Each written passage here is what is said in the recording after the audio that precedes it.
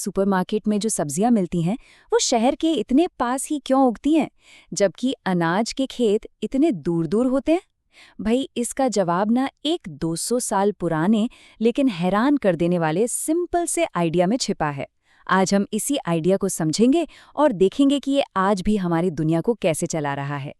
जरा सोचिए, मान लीजिए एक अकेला शहर है और उसके चारों तरफ बस एक विशाल सपाट मैदान है जहां खेती हो सकती है। अब सवाल ये है कि उस शहर का पेट भरने के लिए खेतों को कैसे लगाया जाएगा? कौन सी फसलें शहर के एकदम बगल में उगेंगी और कौन सी बहुत दूर? सवाल सुनने में बड़ा सीधा साधा है ना? लेकिन इसका जवाब हमें सीधे एग्रीकल्चरल इकोनॉमिक्स के दिल में ले जाता है।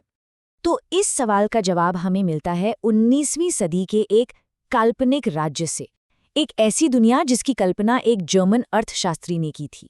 बात है साल 1826 की। योहान हेनरिच वॉन थ्योनेन नाम के एक जमींदार और अर्थशास्त्री थे, और उनके दिमाग में ना एक सवाल घूम रहा था। आखिर किसान कोई खास फसल उगाने के लिए कोई खास जमीन ही क्यों चुनते? बस इसी सवाल का जवाब देने के लिए उन्होंने अपनी किताब द आइसोलेटेड स्टेट में एक ऐसा मॉडल पेश किया जिसने सब कुछ देखने का नजरिया ही बदल दिया।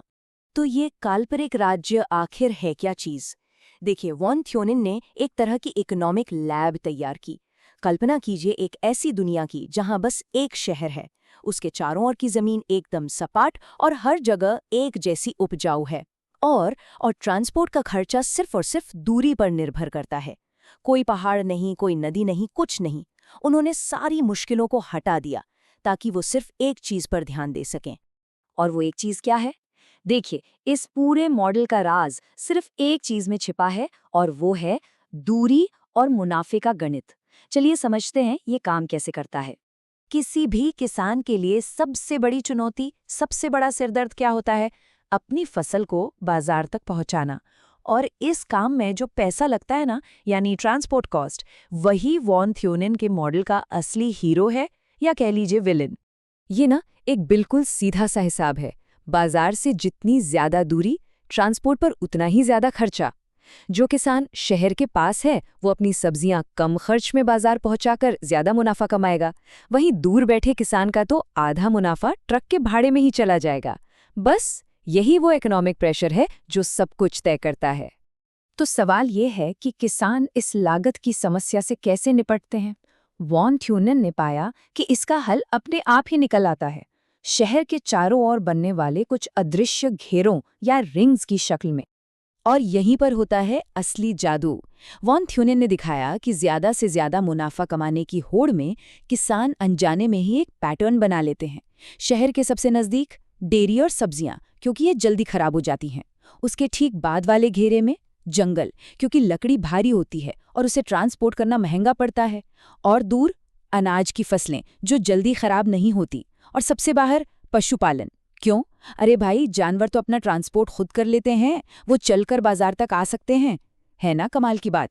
तो हमने देख लिया कि ये मॉडल क्या है, पर अब सवाल ये उठता है कि इसके काम करने के लिए किन शर्तों का पूरा होना जरूरी है, क्योंकि इसके नियम भाई बहुत ही सख्त हैं। यही इस मॉडल का सबसे बड़ा लेकिन है।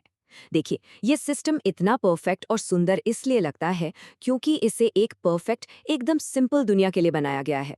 और यही बात इसे एक शानदार थ्योरी भी बनाती है, और यही इसकी सबसे बड़ी कमजोरी भी है। ये पूरी की पूरी व्यवस्था ना 4 मजबूत स्तंभों पर खड़ी है। पहला, सिर्फ एक बाजार होगा, कोई दूसरा ऑप्शन नहीं। दूसरा, जमीन हर जगह एक जैसी होगी ताकि मिट्टी की क्वालिटी से कोई फर्क न पड़े। तीसरा, खेती की टेक्नोलॉजी सबके लिए एक जैसी होगी ताकि किसी को कोई एक्स्ट्रा फायदा ना मिले। और चौथा, सबसे जरूरी, ट्रांसपोर्ट का खर्च सिर्फ और सिर्फ दूरी से तय होगा। इनमें से एक भी शर्त हटा दीजिए और ये पूरा का पूरा खूबसूरत गोलाकार पैटर्न बिखर जाएगा। तो ये सवाल उठना लाजमी है कि 182-26 का ये सिंपल सा मॉडल आज की इतनी कॉम्प्लेक्स दुनिया में भला क्यों मायने रखता है? क्या ये पुराना नहीं हो गया? जाहिर सी बात है, आज की दुनिया वॉन थ्योनेन की काल्पनिक राज्य जैसी बिल्कुल नहीं है। आज एक नहीं, कई बाजार हैं, जमीन भी हर जगह अलग अलग है, और अब तो हमारे पास रेफ्रिजरेटेड ट्रक हैं जो दूध को हजारों मील तक ताज़ा रख सकते हैं। तो क्या ये मॉडल बेकार हो गया? बिल्कुल नहीं। इसकी असली ताकत इसकी कमियों में नहीं, बल्कि इसके मूल सिद्धांत में है। ये हमें आज भी एक सुनहरा नियम सिखाता है। खेती में दूरी का मतलब पैसा होता है। तो आखिर में वॉन थ्यूनन ने हमें दिया क्या? उन्होंने हमें एक चश्मा दिया जिससे हम अपने आसपास की दुनिया के लैंड यूज पैटर्न को समझ सकते हैं। उन्होंने हमें जमीन के इस्तेमाल के पीछे का इकोनॉमिक डीएनए समझाया। ये एक इतना पावरफुल आइडिया है कि आज भी 200 साल बाद जब कोई शहर प्लान करने या फूड सप्लाई चेन को समझने की बात आती है तो शुरुआत यहीं से होती है। और ये हमें आज के लिए एक बहुत ही दिलचस्प सवाल पर लाकर छोड़ देता है। आज के इस हाइपर कनेक्टेड दुनिया में जहां एक क्लिक पर कहीं से भी कुछ भी मंगाया जा सकता है, क्या दूरी का मतलब सच में खत्म हो गया है?